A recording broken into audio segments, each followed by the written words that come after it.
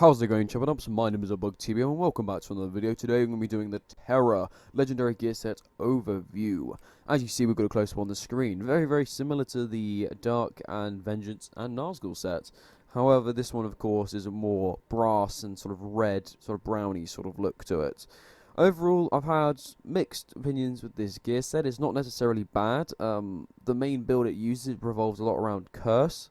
And so it's sort of hit and miss. I mean, really, it's not it's not like the dark set where it actively works against you. It's just a sort of thing that you can put on. It felt like I wasn't really using a gear set, if that makes sense. But hey, well, I'm gonna go into that when I talk about my gear, and of course, at the end of the video, I'll talk about my overall opinions about the gear set. But yeah, guys, pretty much without further ado, I'm gonna get straight into the gear review. So catch you in a bit. Alright guys, we're going to be having a quick in-depth look on the Terra Legendary Gear Set. Starting things off here, we have the Sword of Horrors, a sword designed crafted to terrify as well as it kills. That one's slightly more interesting, I suppose, but whatever. The point is this is the Terra set. As you see there, it is level 81, so it's doing 172 attack damage. And the special effect is, after a brutal execution, melee attacks inflict curse for 10 seconds. Absolutely useless. And we get 10 might gain when striking a day's captain. That's pretty awful as well. Overall, this sword is pretty disappointing, but it does look pretty cool. Moving on, we have the Dagger of Horus. This one is also level 81, so it's doing 1331 damage, so an extra 21 damage there. And this causes stealth drain attacks to make enemy heads explode, causing nearby enemies to flee. I mean, this is sort of kind of cool. I mean, you might as well just use the Brutalize attack if you want to enter combat and make people run away. And considering you can take the skill that makes orcs, like it makes it more terrifying, the Brutalize attack, this ability is a bit awful. But I suppose if you want to enter in with a bit more health, I suppose. I'm not really sure. But quick throw applying frost every 20 seconds, now that is quite good. Moving on, we have the Longbow of Horrors. As you know, it is a longbow, therefore it's going to be going through multiple enemies, therefore it's got lots and lots of crowd control. And this one is perhaps one of my favourite. Charge headshots make enemy heads explode. It's just so satisfying being able to just go and just literally causing someone's head to split open as you shoot them in the face. It is satisfying as all hell, though I will say I'm very upset that when you do a fully charged headshot on a captain and it comes up with death by like headshot over, their head doesn't explode. I'm just saying, if you could make it so a captain counts as being decapitated when you shot them in the head using this bow, that would be sick, okay? But it doesn't, unfortunately. But here we go. We have 5 elf shot replenished when a captain becomes dazed. That one's not too good, but of course you can re-roll that to get something better, like 25% chance to replenish elf shot or something like that. Moving on, we have the Armor of Horrors. This one recovers 10 health per second whilst being cursed. Curse and poison are like the worst elements in the game to deal with. Curse is probably not as bad. The problem is though, you're still going to be draining your wrath when you get cursed. And so really negating the damage is not that big of a deal, considering small amounts of damage inflicted by fire, poison or curse mean nothing when you're going to still get instant killed by a captain on brutal difficulty. And it has a 25% chance to apply curse on a critical hit. That's quite common, but hey, it's not too bad. I mean, I would have preferred if it had the 40% resistance to range attacks, but hey, you can't win it all, I suppose. Moving on, we have the Cloak of Horrors. This one recovers 10 health again from being cursed. So when you're using these two, the armor and the cloak, using those two at the same time, you are now completely negating the damage dealt by curse. And this one increases damage dealt by beast allies. Again, not a very good one, but of course if you enjoy using beasts, then that's pretty good. And then finally we have the Rune of Horrors. Consume attacks make enemy heads explode, causing nearby enemies to flee. Consume already makes enemies' heads explode, so this doesn't make any sense, but it causes nearby enemies to flee, so I think it inflicts more sort of terror, I guess. Point is, it's still a pretty good use of an ability. I do believe when you're using this ability, using the chain consume also makes the heads explode, so that is pretty cool. And this also gives you 15 focus recovery per kill, which is of course very useful when you just want to mow through some grunts. Overall, this set is quite interesting, and let's have a quick look at the set bonus. Set bonus, quick throw instantly kills fleeing the grunts, and recover 200 health when killing a fleeing enemy. So as you see from reading that, this set is all about making enemies run away, and effectively, like, crowd control through terror, effectively. And effectively you can see that because a lot of the stuff is afflicting curse damage, because of course using curse on grunts, if it doesn't kill them, it will just cause them to run away. And so what you can do is if you hit a grunt, he gets cursed, before he even turns around and starts running, you can immediately stealth attack him and then chain that onto a captain to get some insane damage. And so that's really the sort of idea that's going for here. 200 health when killing a fleeing enemy is quite a lot, but really it's just a bit odd. The quick throw instantly killing fleeing grunts, that used to be like an actual skill you could get in Shadow of Mordor, so they've just sort of locked it in for this set. Overall, the set isn't very good, but it looks cool. I mean, the abilities themselves aren't particularly strong, but I mean, the longbow is pretty cool. I'm going to try my hardest to see if I can actually, like, chain some stuff attacks together on captains and see how effective they are. But as you know, late game, like, captains will become immune to stealth quite frequently, so we'll just have to see how it goes.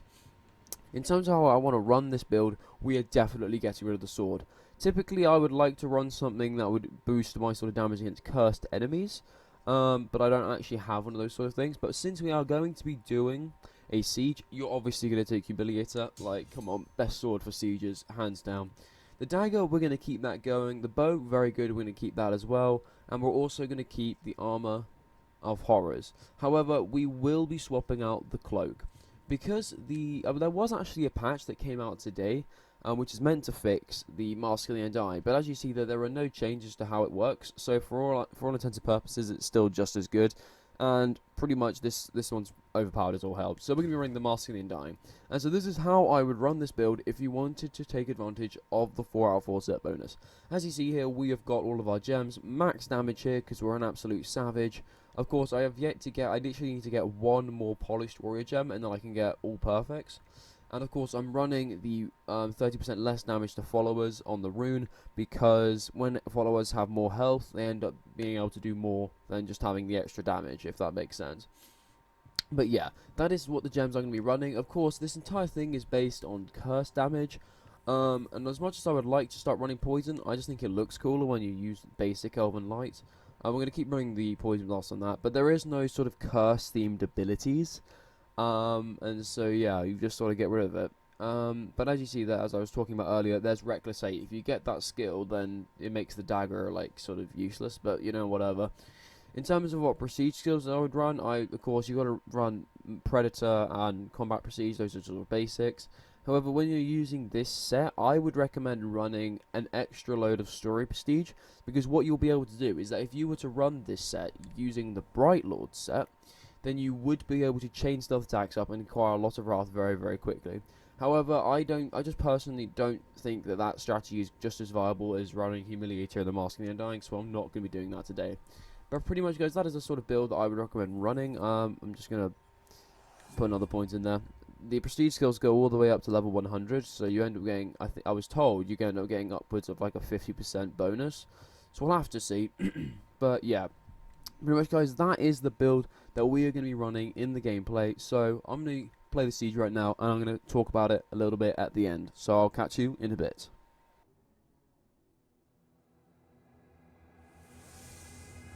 The darkness must be held back if Middle Earth is to survive.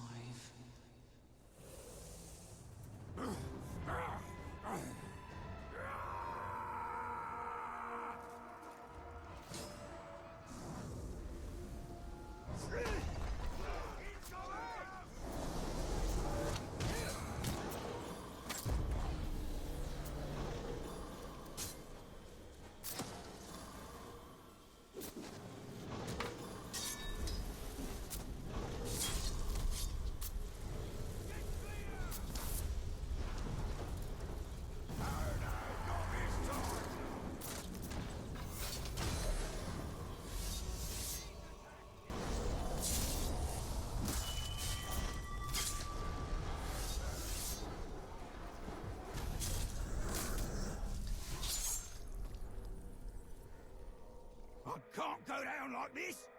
I won't go down like this! There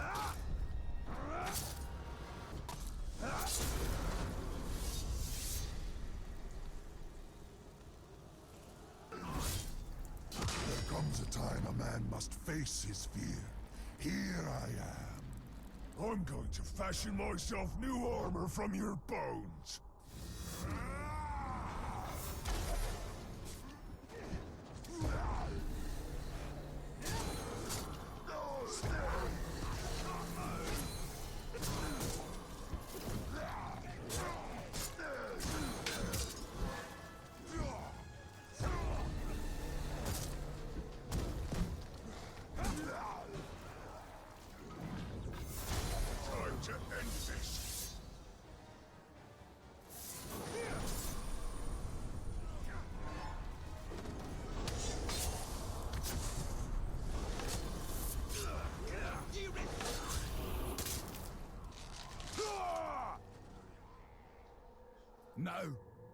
can't be right.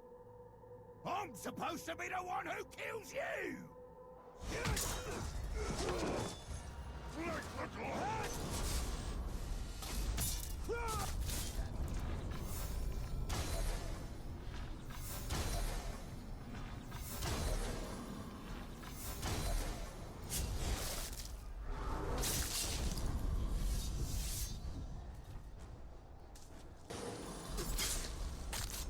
That's enough! Hold still!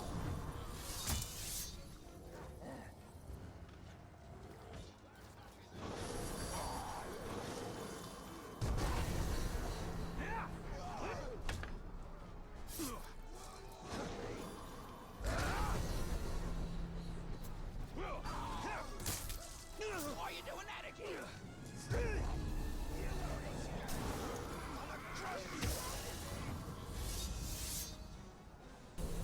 Dance with me!